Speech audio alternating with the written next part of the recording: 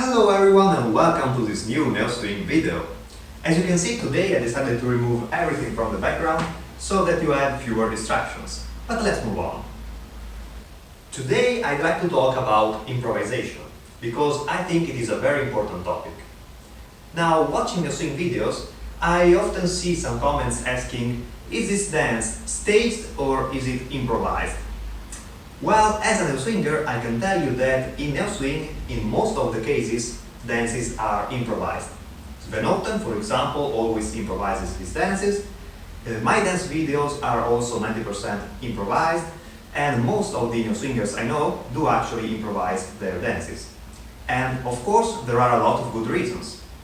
First of all, improvising is a lot quicker because if you improvise, you don't have to remember a whole choreography before shooting the video. Then, if you improvise, you are probably gonna look less stressed and more relaxed. And finally, my point is that unless you are a professional dancer, when you are gonna dance, you won't probably have a full choreography in mind, and you won't probably even know the music you are dancing on. So I think these are good reasons why you should learn how to improvise. So how do you improvise?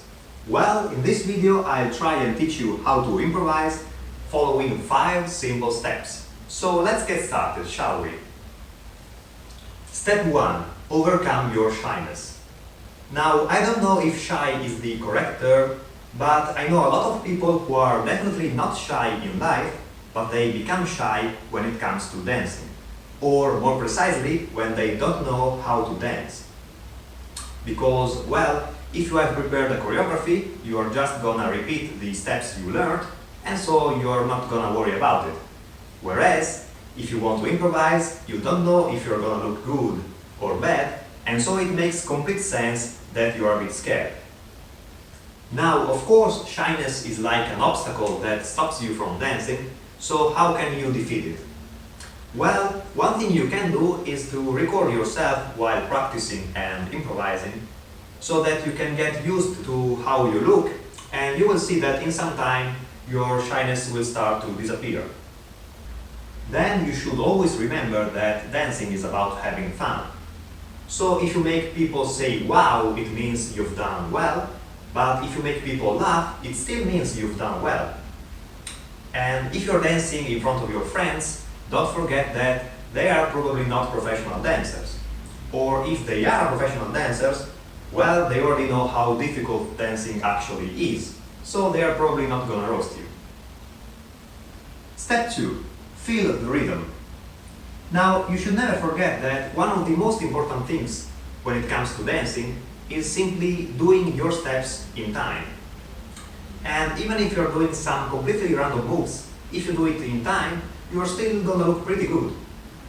So, if you're hearing a song for the first time, don't start dancing immediately. Just take a couple of seconds to hear and feel what the rhythm is, and then you can start dancing. Well, in electro swing, rhythm is usually not a big deal because there is always a strong beat and a half beat. So let me show you an example.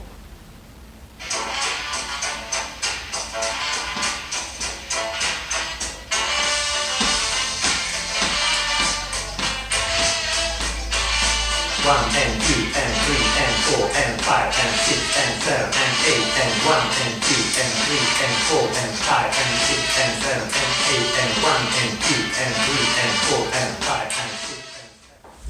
Step 3. Start with something easy.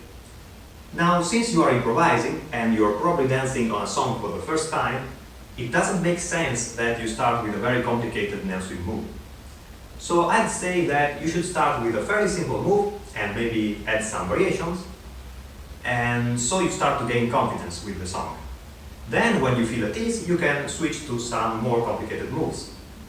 Remember that since usually songs are pretty long, you will have plenty of time to do all the steps you like. In my case, I will start with a side shuffle and some side shuffle variations, and you will see that it's gonna look good even with one single main step. So I picked a random song.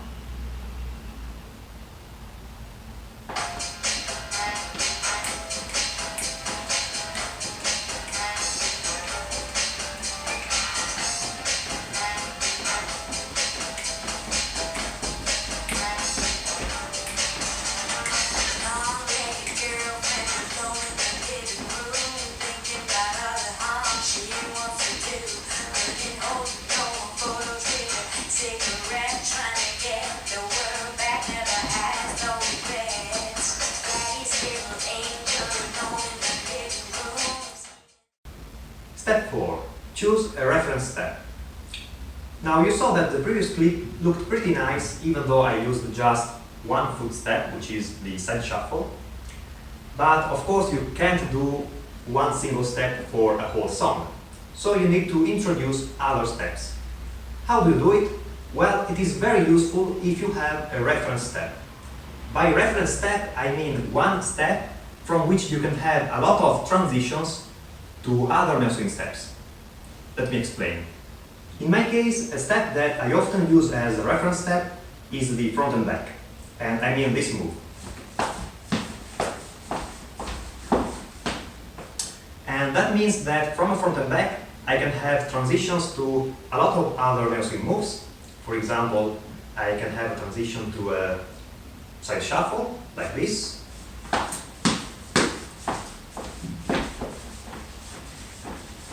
And then again to front and back.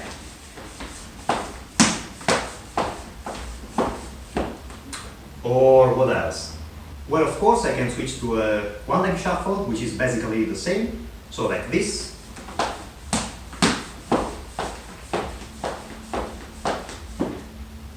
Or even a walking man, so like that.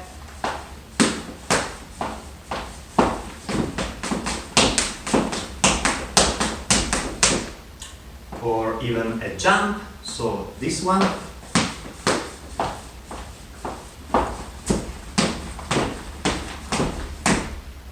Oh, and I almost forgot the kick, which is this move.